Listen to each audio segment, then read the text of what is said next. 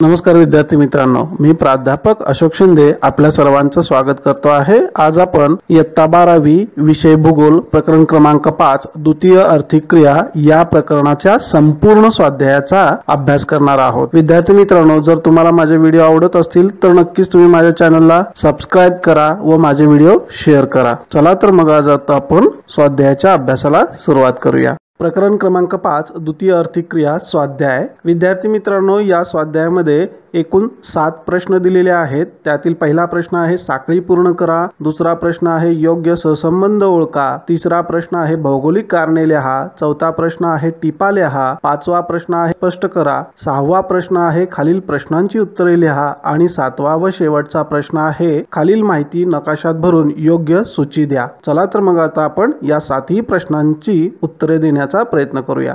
विद्यार्थी मित्रांनो, या स्वाध्यायातील पहिला प्रश्न आहे साखळी पूर्ण करा। यामध्ये आपणास अ ब क असे 3 कॉलम दिलेले आहेत आणि प्रत्येक कॉलम मध्ये 4-4 असे पर्याय दिलेले आहेत। हे पर्याय एकत्रित करून आपणास याची साखळी पूर्ण करायची आहे। याचं उत्तर पहा आपण दिलेलं आहे।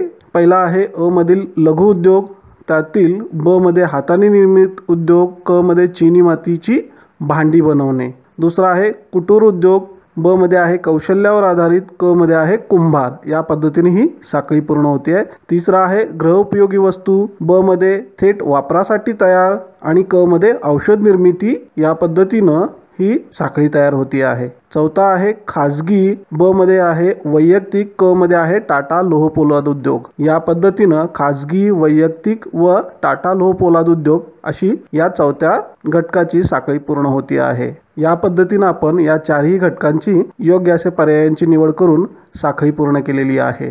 दुसरा प्रश्न आहे योग्य सहसंबंध ओळखा। ए हे विधान आहे, आर हे कारण आहे। यातील पहिला उपप्रश्न आहे ए विधान मुंबई येथील दमट हवामान सुती वस्त्र उद्योगास पूरक आहे। आर कारण उद्योगास मोठ्या प्रमाणात पाणी आवश्यक असतं। याचे एकूण 4 पर्याय दिलेले आहेत। अ केवळ ए बरोबर आहे, ब केवळ आर बरोबर आहे, क ए आणि आर हे दोन्ही बरोबर आहेत आणि आर हे ए चे अचूक स्पष्टीकरण आहे। चौथा पर्याय ड ए आणि आर हे दोन्ही बरोबर आहेत परंतु आर हे ए चे अचूक स्पष्टीकरण नाही।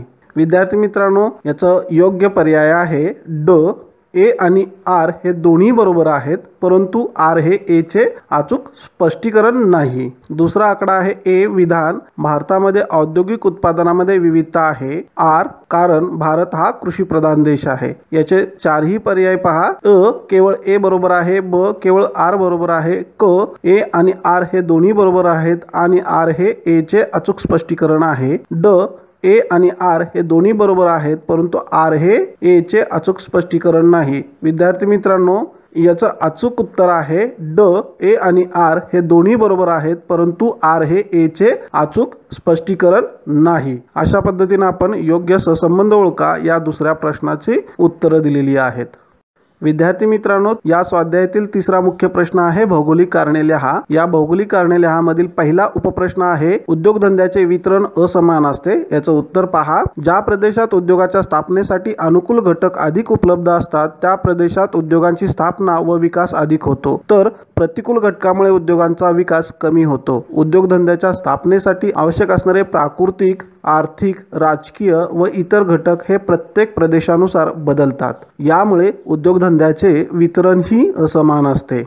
या भौगोलिक कारणे लिहा यातील दुसरा उपप्रश्न आहे धनबाद या खनिज बहुल क्षेत्रात लोहपोलाद कारखाने स्थापन झालेले आढळतात। याचं उत्तर पहा। लोहपोलाद हा अवजड उद्योग असून यासाठी लागणारा कच्चा माल हा अवजड व प्रक्रियेनंतर वजन घटणारा असल्याने हा उद्योग कच्चा माल अधिष्ठित आहे। धनबाद हे छोटा नागपूरच्या पठारावर वसलेले शहर आहे। छोटा नागपूरच्या प्रदेशात दगडी कोळसा, लोह खनिज, मॅंगनीज, चुनखडी व इतर खनिजाचे साठे मुबलक प्रमाणात आढळतात। या प्रदेशात लोहपोलाद कारखान्याचे स्थापनेसाठी आवश्यक मुबलक मजूर पुरवठा, बारमाही वाहणाऱ्या नद्यांमुळे होणारा पाणी पुरवठा, वाहतुकीचे विकसित झालेले जाळे व शासनाचे उद्योगपूरक धोरण इत्यादी घटकामुळे धनबादमध्ये लोहपोलाद कारखाने स्थापन झालेले आढळतात। भौगोलिक कारणे लिहा यामधील तिसरा उपप्रश्न आहे कोकणातील रत्नागिरी आणि सिंधुदुर्ग जिल्ह्यात अनेक फळ प्रक्रिया उद्योग स्थापित झालेले आढळतात। याची भौगोलिक कारणे पाहूया। पहा, फळे हे नाशवंत कच्चा माल असून त्याच्यावर लवकर प्रक्रिया करणे गरजेचे असते। तसेच फळांच्या वाहतुकीवर होणारा खर्च हा त्यापासून तयार होणाऱ्या पक्का मालापेक्षा जास्त असतो। त्यामुळे फळ प्रक्रिया उद्योग हे फळ उत्पादक प्रदेशातच स्थापन झालेले आढळतात। महाराष्ट्रातील रत्नागिरी आणि सिंधुदुर्ग जिल्हे हे अरबी समुद्राच्या किनारवर्ती कोकण भागात आहेत। या प्रदेशातील जांभी मृदा, भरपूर पर्जन्य व आर्द्र हवामान इत्यादी घटक हे आंबा, काजू, फणस, सुपारी, कोकम, पोफळी, नारळ इत्यादी फळांच्या वाढीसाठी पोषक आहे। त्यामुळे या भागात मोठ्या प्रमाणावर फळबागा आढळून येतात। या फळांचे उत्पादन अधिक व मजुरांची उपलब्धता, कोकण रेल्वेची सुविधा इत्यादी घटकांमुळे या फळांवर प्रक्रिया करून त्याची निर्यात करणारे उद्योग हे या जिल्ह्यात स्थापन झालेले आढळतात। विद्यार्थी मित्रांनो, भौगोलिक कारणे लिहा यातील चौथा उपप्रश्न आहे दक्षिण अमेरिकेतील उद्योगांच्या विकासाला अवरोध ठरणारी घटक कोणते? याचं उत्तर पहा। इतर खंडाच्या मानाने दक्षिण अमेरिकेत औद्योगिक विकास हा कमी झालेला आहे। दक्षिण अमेरिकेत अर्जेंटिना, ब्राझील, पेरू इत्यादी देशाच्या किनारवर्ती प्रदेशात उद्योगाचे केंद्रीकरण आढळून येते। इतर भागात उद्योगांचा विकास झालेला नाही। विशाल अमेझॉन नदीचे खोरे, दाट वर्षावने, प्रतिकूल हवामान, वाहतूक साधनांचा कमी विकास व आर्थिकदृष्ट्या कमी विकसित देश इत्यादी घटक हे या खंडातील उद्योगाच्या विकासाला अवरोध निर्माण करणारे घटक आहेत। विद्यार्थी मित्रांनो, भौगोलिक कारणे लिहा यातील पाचवा उपप्रश्न आहे मध्य ऑस्ट्रेलियात उद्योगाचा विकास न होण्यामागे कोणते घटक जबाबदार आहेत? उत्तर, ऑस्ट्रेलियातील उद्योगाचा विकास किनारवर्ती भागात आढळतो, तर मध्य ऑस्ट्रेलियात उद्योगांचा विकास झालेला नाही। मध्य ऑस्ट्रेलियात आढळून येणारे विशाल वाळवंटी प्रदेश, अधिक तापमान, प्रतिकूल हवामान, पाण्याचे दुर्भाग्य, वाहतुकीचा कमी विकास व विरळ लोकसंख्या यामुळे मजुरांची अनुपलब्धता इत्यादी घटकांमुळे या भागात उद्योगांचा विकास झालेला नाही। अशा प्रकारे आपण भौगोलिक कारणे लिहा यातील पाचही उपप्रश्नांची उत्तरे आपण दिलेली आहेत। विद्यार्थी मित्रांनो, या स्वाध्यायातील मुख्य चौथा प्रश्न आहे टिपा लिहा। यातील पहिली टीप आहे स्थानमुक्त उद्योग। याचं उत्तर पहा। हे उद्योग संसाधने, उत्पादन कौशल्य आणि ग्राहक यांच्यावर अवलंबून असतात। हे घटक असंख्य ठिकाणी सहज उपलब्ध होऊ शकतात। या उद्योगात स्थानाचे महत्त्व नसते। हे उद्योग पुनर्स्थापित होण्याची शक्यता जास्त असते। या उद्योगांना वाहतूक खर्चामध्ये झालेली घट ही फायदेशीर ठरते। आंतरजाल किंवा इंटरनेट सारख्या अत्याधुनिक सुविधा, संदेशवहन यामुळे या उद्योगांच्या स्थानिकीकरणाच्या वर कच्चा मालाचे ठिकाण व बाजारपेठ यांचाही परिणाम होत नसतो। घड्याळ तयार करणे, हिरे तासणे ही या उद्योगाची काही उदाहरणे आहेत। या उद्योगामध्ये पक्का माल आणि कच्चा माल दोन्ही वजनाने हलके असतात। त्यांचे सहजतेने वाहतूक करता येते। या प्रकारातील बहुतेक उद्योगातील उत्पादन कमी प्रमाणात असते, परंतु त्याचे मूल्य हे अधिक असते। विद्यार्थी मित्रांनो, या स्वाध्यायातील टिपा लिहा यातील दुसरी टीप आहे सार्वजनिक उद्योग। याचं उत्तर पहा। सार्वजनिक क्षेत्रातील उद्योगांची मालकी ही केंद्र किंवा राज्य शासनाची असते। सरकारी यंत्रणेच्या माध्यमातून सरकार सर्व प्रकारची गुंतवणूक आणि उत्पादित मालाचे विपणन करते। यात सार्वजनिक हितोपयोगी उद्योगांचा समावेश होतो। उदाहरणार्थ भारत हेवी इलेक्ट्रिकल लिमिटेड। टिपा लिहामधील तिसरी टीपा आहे अणुमापी अनुकूलता। याचं उत्तर पहा। ज्या ठिकाणी सुविधांच्या उपलब्धतेमुळे उद्योगधंद्याच्या स्थानिकीकरणास अनुकूल परिस्थिती उपलब्ध असते, अशा ठिकाणी अनेक उद्योगधंद्याची दाटीवाटीने उभारणी झालेली दिसते। या प्रदेशात अगोदरच उपलब्ध असणारे उद्योगांना पोषक घटक व सुविधा यांचा फायदा घेणे व अगोदर स्थापन झालेल्या उद्योगांना पूरक अशा उद्योगांची उभारणी करणे यालाच अनुमापी अनुकूलता असे म्हणतात। यामुळे सदर प्रदेशात उद्योगांचे केंद्रीकरण होते। अशा प्रकारे उद्योगांचे केंद्रीकरण झालेल्या प्रदेशात प्राकृतिक, आर्थिक इत्यादी घटकांचा प्रभाव राहत नाही। उदाहरणार्थ, जगभरात ज्या प्रदेशात लोह पोलाद कारखाना सुरू करण्यात आले होते, त्याच्या आसपास या कारखान्याच्या पक्क्या मालावर आधारित भांडी तयार करणे, गाड्यांचे सुटे भाग तयार करणे इत्यादी उद्योग स्थापन झाले। अशा केंद्रीकरणामुळे नव्याने येणाऱ्या उद्योगांना अनुमापी अनुकूलतेचा फायदा मिळून कमी भांडवलात जास्त नफा मिळवता येतो। विद्यार्थी मित्रांनो, टिपा लिहा. यातील चौथी व शेवटची टिपा आहे वाहतुकीची उद्योगाच्या विकासातील भूमिका. याचं उत्तर पहा. उद्योगधंद्याच्या दृष्टीने वाहतुकीच्या मार्गांना खूप महत्त्व असते. जेथे वाहतुकीच्या सोयी असतात तेथे उद्योगधंदे स्थापन होतात. उद्योगधंद्याच्या दृष्टीने लोहमार्ग व जलमार्ग महत्त्वाचे असतात, कारण या मार्गांनी जड मालाची वाहतूक करता येते. शिवाय लोहमार्ग व जलमार्गाने होणारी वाहतूक स्वस्त असते. वाहतुकीचा खर्च आणि वाहतुकीसाठी लागणारा वेळ हे आर्थिक अंतर म्हणून ओळखले जाते. वाहतुकीचा कमी खर्च हा उद्योगाच्या स्थानिकरणाचे महत्त्वाचे घटक आहे. जड, अवजड, नाशवंत कच्चा तसेच पक्का माल आणि जास्त अंतर असल्यास वाहतुकीचा खर्च जास्त लागतो. उदाहरणार्थ कोळशाची वाहतूक. या उलट टिकाऊ व वजनाने हलका कच्चा माल किंवा पक्का माल अतिशय दूर अंतरावरून देखील किफायतशीर जलमार्गाद्वारे आणता येतो. असे उद्योग बंदर किंवा जलवाहतुकीस योग्य अशा जलरूपांजवळ आढळतात. उदाहरणार्थ कापड उद्योग, लगद्याचे लाकूड प्रक्रिया उद्योग इत्यादी. अशा प्रकारे आपण प्रश्न क्रमांक 4 टिपा लिहा. यातील 4ही टिपांची उत्तरे लिहिलेली आहेत. विद्यार्थी मित्रांनो, या स्वाध्यायातील 5वा मुख्य प्रश्न आहे फरक स्पष्ट करा. यातील पहिला फरक आहे वजनाने हलक्या होणाऱ्या पक्क्या मालाचे उद्योग व वजनाने जड होणाऱ्या पक्क्या मालाचे उद्योग. आपण या प्रश्नाचं उत्तर 2 कॉलम करून देत आहोत. पहिल्या कॉलम मध्ये वजनाने हलक्या होणाऱ्या पक्क्या मालाचे उद्योग आहेत, तर दुसऱ्या कॉलम मध्ये वजनाने जड होणाऱ्या पक्क्या मालाचे उद्योग आहे. पहा, पहिला फरक आहे ज्या कच्च्या मालावर प्रक्रिया केल्यावर निर्माण होणारा पक्का मालाचे वजन हे कच्च्या मालापेक्षा कमी असते, अशा उद्योगांचा समावेश हा वजनाने हलक्या होणाऱ्या पक्क्या मालाच्या उद्योगात होतो. तर कच्च्या मालावर प्रक्रिया केल्यावर निर्माण होणारा पक्का माल हा कच्च्या मालापेक्षा वजनाने अधिक जड असतो, अशा उद्योगांचा वजनाने जड होणाऱ्या पक्क्या मालाच्या उद्योगात समावेश होतो. दुसरा फरक आहे वजनाने हलके होणाऱ्या पक्क्या मालाचे उद्योग हे कच्च्या मालाच्या क्षेत्रात स्थापन होतात, तर वजनाने जड होणाऱ्या पक्क्या मालाचे उद्योग हे बाजारपेठेजवळ निर्माण होतात. तिसरा फरक आहे कच्च्या मालाच्या क्षेत्रात उद्योग स्थापन झाल्याने कच्च्या मालाच्या वाहतुकीचा खर्च हा पक्क्या मालाच्या वाहतूक खर्चापेक्षा कमी येतो, तर वजनाने जड होणाऱ्या पक्क्या मालाचे उद्योग हे बाजारपेठ जवळ स्थापन झाल्याने त्या मालाच्या वाहतुकीचा खर्च हा कमी होतो. चौथा फरक आहे वजनाने हलक्या होणाऱ्या पक्क्या मालाच्या उद्योगाची उदाहरणे आहेत साखर उद्योग, लोहपोलाद उद्योग, तर वजनाने जड होणाऱ्या पक्क्या मालाच्या उद्योगाची उदाहरणे आहेत बेकरी उद्योग. अशा प्रकारे आपण या वजनाने हलक्या होणाऱ्या पक्क्या मालाचे उद्योग व वजनाने जड होणाऱ्या पक्क्या मालाचे उद्योग यांचा फरक स्पष्ट केलेला आहे. फरक स्पष्ट करा. यातील दुसरा फरक आहे प्राथमिक व्यवसाय व द्वितीय व्यवसाय. पहा, यातील पहिला फरक आहे जे व्यवसाय थेट निसर्गाशी संबंधित असतात त्या व्यवसायांना प्राथमिक व्यवसाय असे म्हणतात, तर कच्च्या मालावर प्रक्रिया करून अधिक उपयुक्त व टिकाऊ पक्क्या मालात रूपांतरित करणाऱ्या व्यवसायांना द्वितीयक व्यवसाय असे म्हणतात. दुसरा फरक पहा, प्राथमिक व्यवसायामध्ये मनुष्यबळाचा व पारंपरिक साधनांचा अधिक वापर केला जातो, तर द्वितीयक व्यवसायामध्ये अधिक यांत्रिक साधनांचा व अवजारांचा वापर केला जातो. तिसरा फरक प्राथमिक व्यवसायात आर्थिक मोबदला खूपच कमी असतो, तर द्वितीयक व्यवसायात आर्थिक मोबदला हा अधिक असतो. चौथा फरक प्राथमिक व्यवसाय हे शक्यतो उदरनिर्वाहासाठी केले जातात, तर द्वितीयक व्यवसाय हे प्रामुख्याने देशाच्या आर्थिक विकासासाठी केले जातात. पाचवा फरक आहे प्राथमिक व्यवसाय हे अविकसित देशात अधिक प्रमाणात आढळून येतात, तर द्वितीय व्यवसाय हे विकसित देशांमध्ये अधिक प्रमाणात आढळून येतात. सहावा फरक आहे प्राथमिक व्यवसायाची शेती, मासेमारी, खाणकाम इत्यादी उदाहरणे आहेत, तर साखर उद्योग, कापड उद्योग हे द्वितीयक व्यवसायाची उदाहरणे आहेत. अशा पद्धतीने आपण प्राथमिक व्यवसाय व द्वितीयक व्यवसाय यातील फरक स्पष्ट केलेला आहे. प्रश्न क्रमांक 5 फरक स्पष्ट करा मधील तिसरा व शेवटचा फरक आहे अवजड व हलके उद्योग. विद्यार्थी मित्रांनो, आपण 2 कॉलम केलेले आहेत. पहिल्या कॉलम मध्ये अवजड उद्योग आहे आणि दुसऱ्या कॉलम मध्ये हलके उद्योग आहे. याचे उत्तर पहा. 1. इतर उद्योगामध्ये वापरले जाणारे साहित्य मूलभूत किंवा अवजड उद्योगामध्ये तयार केले जातात, तर हलक्या उद्योगामधील तयार झालेला माल हा थेट ग्राहकांच्या वापरासाठी तयार असतो.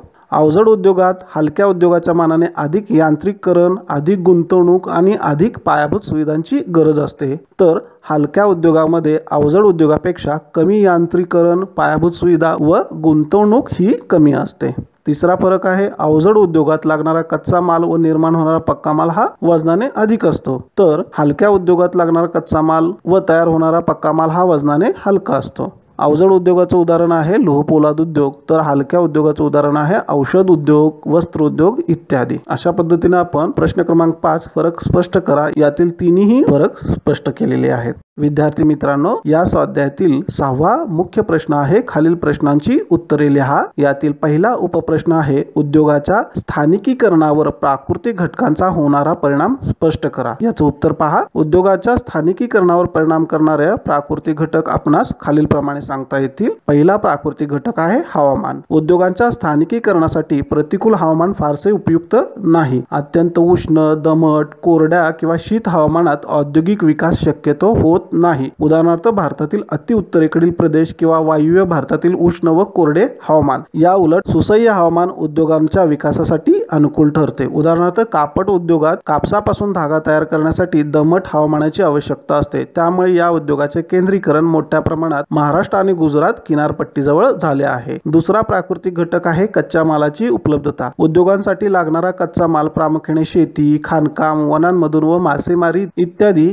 व्यवसायातून मिळवला जातो। यामुळे उद्योगाची स्थान निश्चिती निसर्गातून उपलब्ध होणाऱ्या कच्च्या मालाच्या स्वरूपावर अवलंबून असते। उदाहरणार्थ नाशवंत, अवजड आणि वजनात घट होणारा कच्च्या मालावर आधारित उद्योग हे कच्च्या मालाच्या उत्पादन क्षेत्रात स्थापन होताना दिसतात। उदाहरणार्थ साखर उद्योग।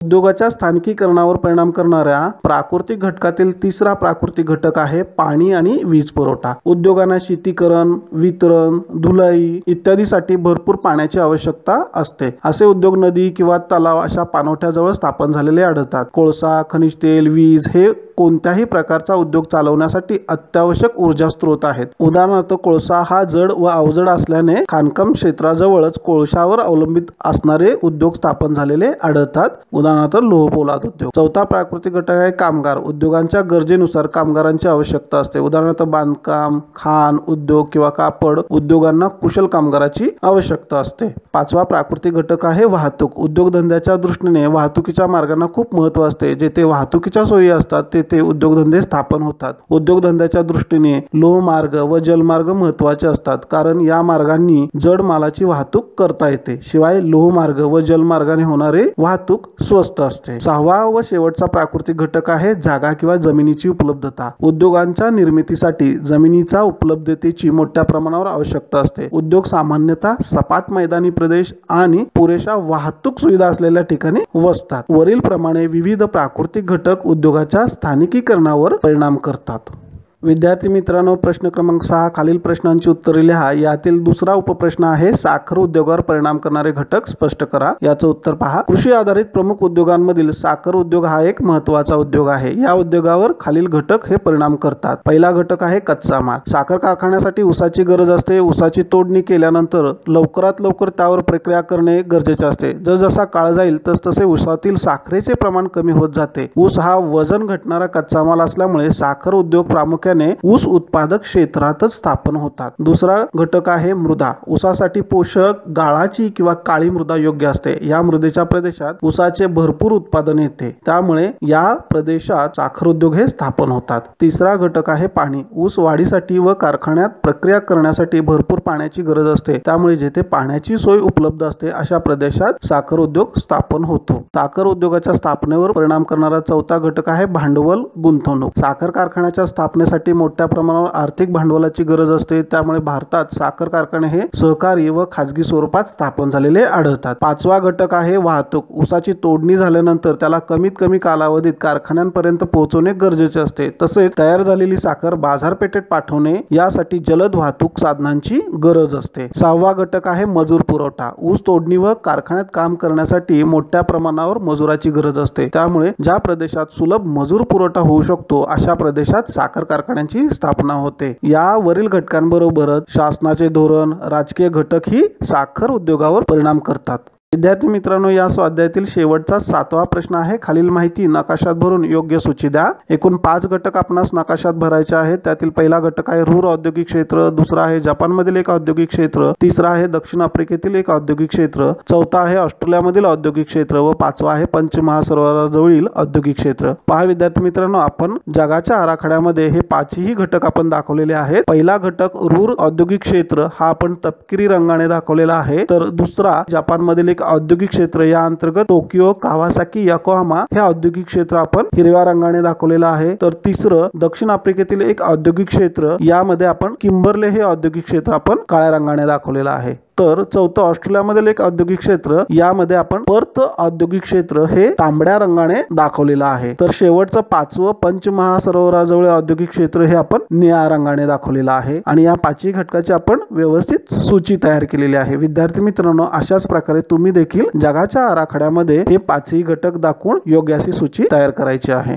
विद्यार्थी मित्रांनो, अशा प्रकारे आज आपण प्रकरण क्रमांक 5 द्वितीय आर्थिक क्रिया या प्रकरणाच्या संपूर्ण स्वाध्यायाचा अभ्यास केलेला आहे. विद्यार्थी मित्रांनो, जर तुम्हाला माझे व्हिडिओ आवडत असतील तर नक्की लाईक करा, आपले मत कॉमेंट बॉक्समध्ये नोंदवा आणि न विसरता माझ्या चॅनलला सबस्क्राईब करा. धन्यवाद.